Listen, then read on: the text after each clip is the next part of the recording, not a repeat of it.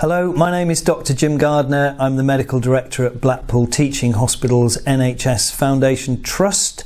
This is my COVID update on Wednesday the 25th of November. And I'll start by thanking Graham for doing the update last week and keeping us up to date with the numbers.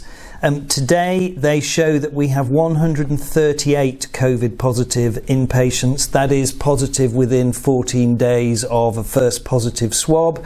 We've got 22 positive patients in Clifton, 110 on the general hospital site and 6 patients in intensive care. This time last week we had 166 positive versus 138, so we've seen a gentle decline, and we're also seeing a decline in the community numbers. So last week Graham talked about there being 308 positives per 100,000 in Blackpool. There are now 209 per 100,000. 298 per 100,000 in Fylde. There are now 239. 252 in Wyre, that's gone down to 145. So whatever everybody is doing in this phase of lockdown, it is starting to make a difference, and I need to say a big thank you to everybody for that, and I guess remind ourselves how important it is to keep doing the things that we are all doing, because they're clearly making a difference.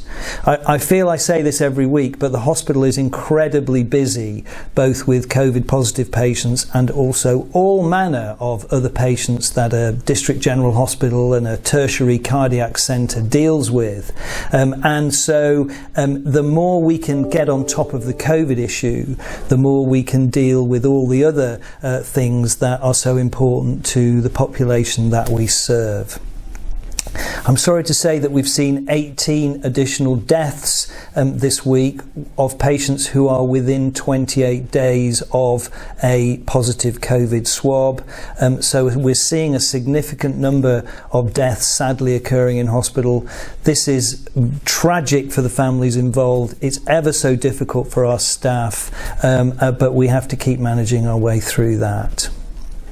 Now, there's quite a lot of media attention about the COVID vaccination programme, and there is no doubt that we are preparing to receive COVID vaccines just as soon as they become available, and we've taken delivery of some big fridges to accommodate the Pfizer vaccine as and when, or if and when it becomes available to us.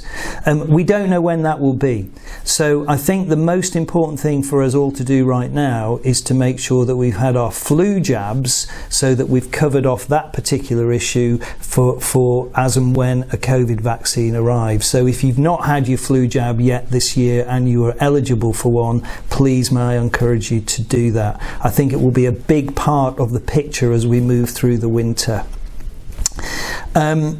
As I've said, really, our A&E department, our hospital is incredibly busy, and I need to reiterate the message that if you have urgent health needs and you need to seek medical advice, but it's not an emergency, then please consider contacting your pharmacy or your GP practice, or dialing 111, or looking up on the NHS website for health information, and really try to only use the urgent services, 999 services and emergency departments if absolutely necessary.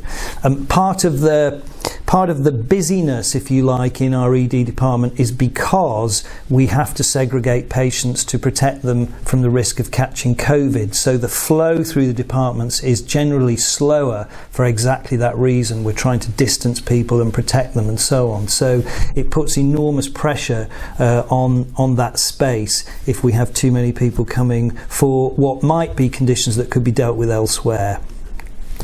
All of our clinics really are working still. We are carrying on with our elective surgery work, with our cancer work, with our cardiac work. It is true that we have had to cancel some operations and some clinics from time to time, and we apologise unreservedly when we have to do that.